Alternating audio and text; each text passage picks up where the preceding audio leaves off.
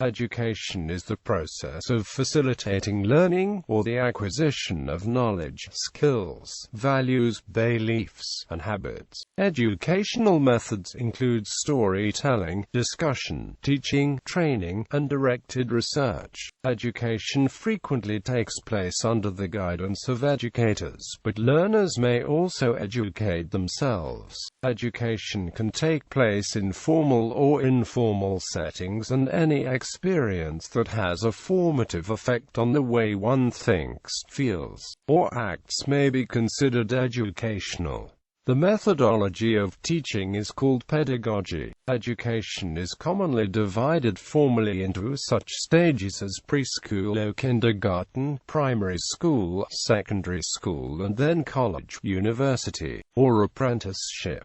A right to education has been recognized by some governments, including at the global level. Article 13 of the United Nations 1966 International Covenant on Economic, Social and Cultural Rights recognizes a universal right to education. In most regions, education is compulsory up to a certain age. Etymology. Etymologically, the word education is derived from the Latin educatio from educo, which is related to the homonym educo from educo. History. Education began in prehistory, as adults trained the young in the knowledge and skills deemed necessary in the society. In preliterate societies this was achieved orally and through imitation. Storytelling passed knowledge, values, and skills from one generation to the next. As cultures began to extend the knowledge beyond skills that could be readily learned through imitation, formal education developed. Schools existed in Egypt at the time of the Middle Kingdom.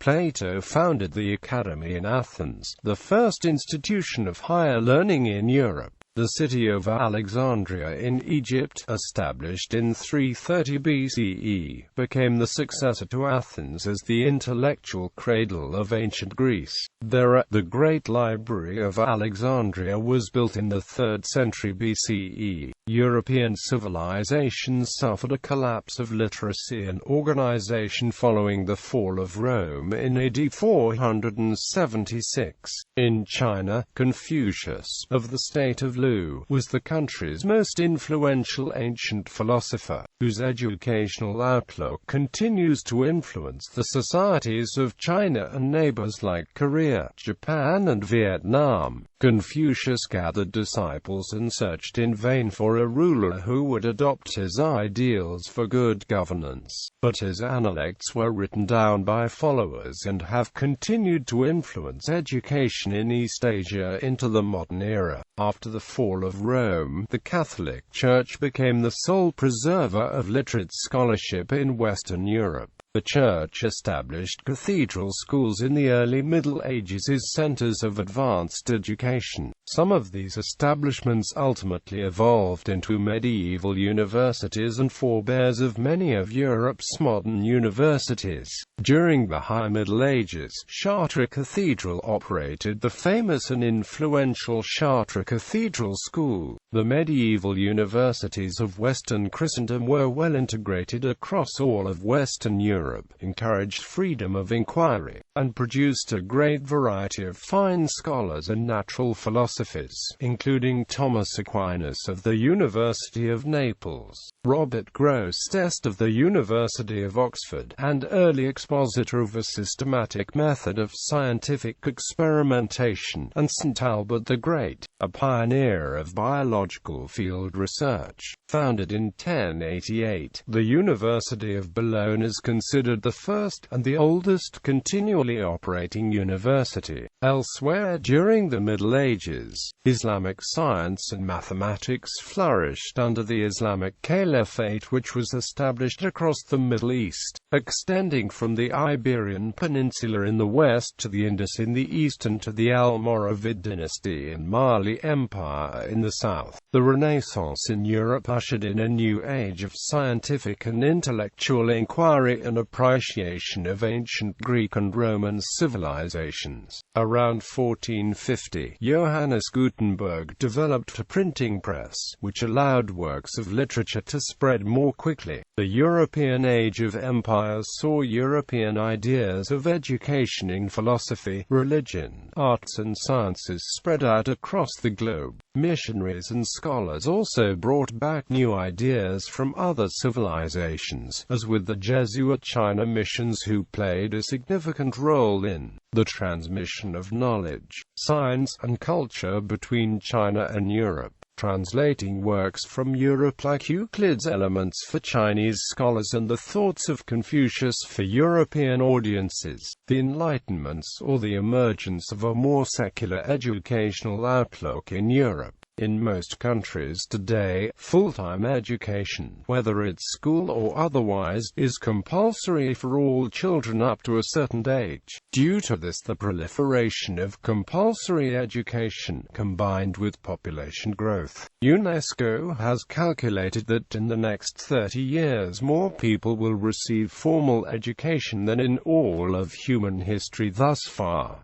Formal education. Formal education occurs in a structured environment whose explicit purpose is teaching students. Usually, formal education takes place in a school environment with classrooms of multiple students learning together with a trained, certified teacher of the subject. Most school systems are designed around a set of values or ideals that govern all educational choices in that system. Such choices include curriculum, organizational models, design of the physical learning spaces, student-teacher interactions, methods of assessment, class size, educational activities, and more. Preschools provide education from ages approximately 3 to 7, depending on the country. When children enter primary education, these are also known as nursery schools and as kindergarten, except in the US, where kindergarten is a term used for primary education. Kindergarten provide a child-centered preschool curriculum for 3 to 7-year-old children that aim at unfolding the child's physical, intellectual, and moral nature with balanced emphasis on each of them. Primary education consists of the first 5 to 7 years of formal, structured education. In general, primary education consists of 6 to 8 years of schooling starting at the age of 5 or 6, although this varies between, and sometimes within, countries. Globally, around 89% of children aged 6 to 12 are enrolled in primary education, and this proportion is rising. Under the Education for All programs driven by UNESCO, most countries have committed to achieving universal enrollment in primary education by 2015, and in many countries, it is compulsory. The division between primary and secondary education is somewhat arbitrary, but it generally occurs at about 11 or 12 years of age. Some education systems have separate middle schools, with the transition to the final stage of secondary education taking place at around the age of 14. Schools that provide primary education are mostly referred to as primary schools or elementary schools. Primary schools are often subdivided into infant schools and junior school. In India, for example, compulsory education spans over 12 years, with 8 years of elementary education, 5 years of primary schooling and 3 years of upper primary schooling. Various states in the Republic of India provide 12 years of compulsory school education based on a national curriculum framework designed by the National Council of Educational Research and Training. Secondary. In most contemporary educational systems of the world, secondary education comprises the formal education that occurs schools during adolescence. It is characterized by transition from the typically compulsory, comprehensive primary education for minors, to the optional, selective tertiary, post-secondary, or higher education for adults. Depending on the system, schools for this period, or a part of it, may be called secondary or high schools, gymnasiums, lyceums, middle schools, colleges, or vocational schools. The exact meaning of any of these terms varies from one system to another. The exact boundary between primary and secondary education also varies from country to country and even within them, but is generally around the 7th to the 10th year of schooling. Secondary education occurs mainly during the teenage years. In the United States, Canada and Australia, primary and secondary education together are sometimes referred to as K-12 education, and in New Zealand year 1 to 13 is used. The purpose of secondary education can be to give common knowledge, to prepare for higher education, or to train directly in a profession. Secondary education in the United States did not emerge until 1910, with the rise of large corporations and advancing technology in factories, which required skilled workers. In order to meet this new job demand, high schools were created, with a curriculum focused on practical job skills that would better prepare students for white-collar or skilled blue-collar work. This proved beneficial for both employers and employees, since the improved human capital lowered costs for the employer, while skilled employees received higher wages. Secondary education has a longer history in Europe, where grammar schools or academies date from as early as the 16th century, in the form of public schools, fee-paying schools, or charitable educational foundations, which themselves date even further back. Community colleges offer another option at this transitional stage of education. They provide non-residential junior college courses to people living in a particular area. Tertiary higher education, also called tertiary, third stage, or post-secondary education, is the non-compulsory educational level that follows the completion of a school such as a high school or secondary school. Tertiary education is normally taken to include undergraduate and postgraduate education, as well as vocational education and training. Colleges and universities mainly provide tertiary education. Collectively, these are sometimes known as tertiary institutions. Individuals who complete tertiary education generally receive certificates, diplomas, or academic degrees. Higher education typically involves work towards a degree level or foundation degree qualification. In most developed countries, a high proportion of the population now enter higher education at some time in their lives. Higher education is therefore very important to national economies, both as a significant industry in its own right, and as a source of trained and educated personnel for the rest of the economy. University education includes teaching, research, and social services activities, and it includes both the undergraduate level and the graduate level.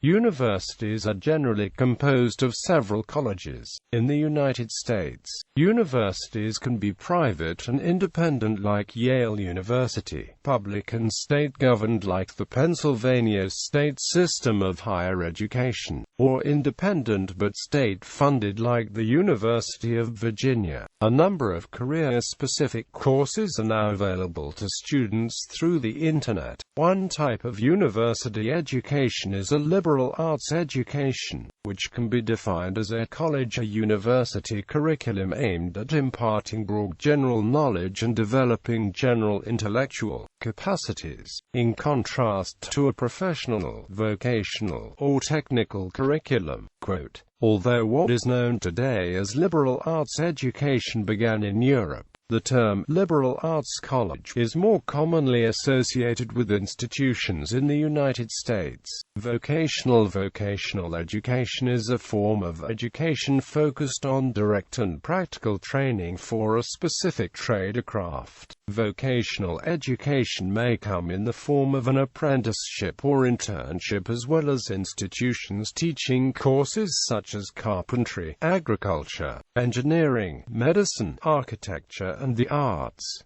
Special in the past, those who were disabled were often not eligible for public education. Children with disabilities were repeatedly denied an education by physicians of special tutors. These early physicians set the foundation for special education today.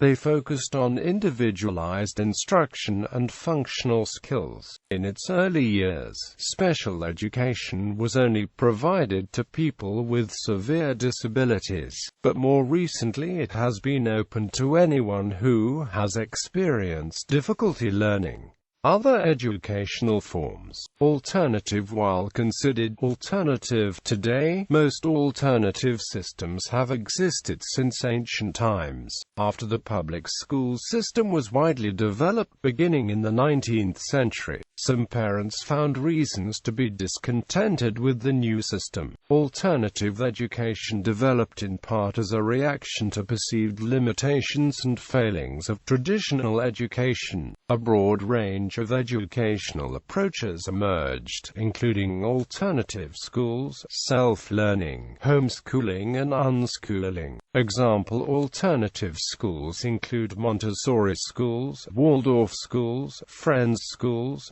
Sands School, Summerhill School, Walden's Path, the Peepal Grove School, Sudbury Valley School, Krishnamurti schools, and open classroom schools. Charter schools are another example of alternative education, which have in the recent years grown in numbers in the U.S. and gained greater importance in its public education system. In time, some ideas from these experiments and paradigm challenges may be adopted as the norm in education, just as Friedrich Froebel's approach to early childhood education in 19th century Germany has been incorporated into contemporary kindergarten classrooms. Other influential writers and thinkers have included the Swiss humanitarian Johann Heinrich Pestalozzi, the American transcendentalist Amos Bronson, Alcott, Ralph Waldo Emerson, and Henry David Thoreau, the founders of progressive education, John Dewey and Francis Parker, and educational pioneers such as Maria Montessori and Rudolf Steiner, and more recently John Caldwell Holt, Paul Goodman, Frederick Mayer, George Dennison, and Ivan Illich. Indigenous education refers to the inclusion of indigenous knowledge, models, methods, and content within formal and non-formal educational systems,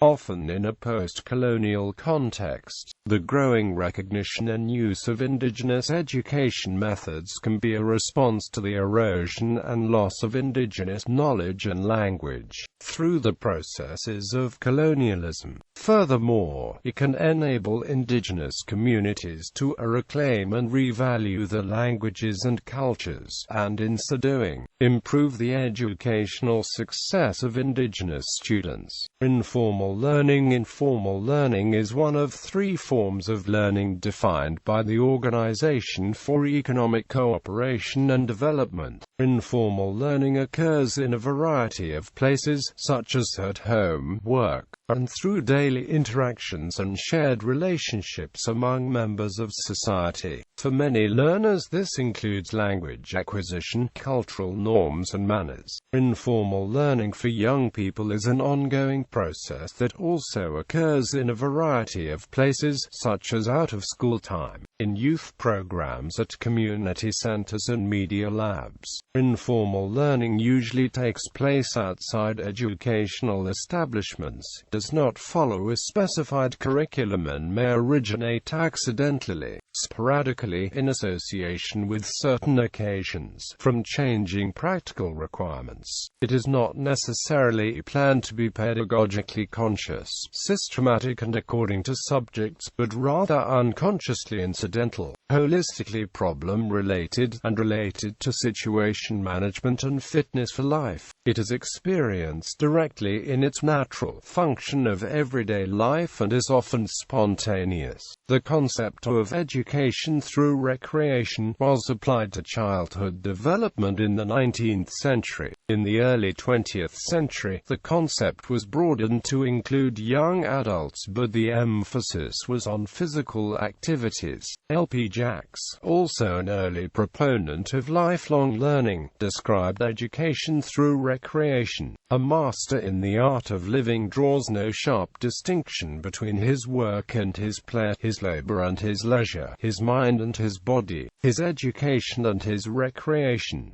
He hardly knows which is which. He simply pursues his vision of excellence through whatever he is doing and leaves others to determine whether he is working or playing. To himself he always seems to be doing both. Enough for him that he does it well. Education through recreation is the opportunity to learn in a seamless fashion through all of life's activities. The concept has been revived by the University of Western Ontario to teach anatomy to medical students. Self-directed learning, autodidacticism, is a contemplative, absorbing process of learning on your own, or by yourself, or as a self-teacher. Some autodidacts spend a great deal of time reviewing the resources of libraries and educational websites. One may become an autodidact at nearly any point in one's life. While some may have been informed in a conventional manner in a particular field, they may choose to inform themselves in other, often unrelated areas. Notable autodidacts include Abraham Lincoln, Srinivasa Ramanujan, Michael Faraday, Charles Darwin, Thomas Alva Edison, Tadao Ando, George Bernard Shaw, Frank Zappa, and Leonardo da Vinci. Open Education and Electronic Technology. Main articles: Open Education and Educational Technology. In 2012, the modern use of electronic educational technology had grown at 14 times the rate of traditional learning. Open education is fast growing to become the dominant form of education, for many reasons such as its efficiency and results compared to traditional methods. Cost of education has been an issue throughout history, and a major political issue in most countries today. Online courses often can be more expensive than face-to-face classes. Out of 182 colleges surveyed in 2009, nearly half said tuition for online courses was higher than for campus-based ones. Many large university institutions are now starting to offer free or almost free full courses, such as Harvard, MIT and Berkeley teaming up to form EDX. Other universities offering open education are Stanford, Princeton, Duke, Johns Hopkins, Edinburgh, U Penn, U Michigan, U Virginia, U Washington, and Caltech. It has been called the biggest change in the way we learn since the printing press.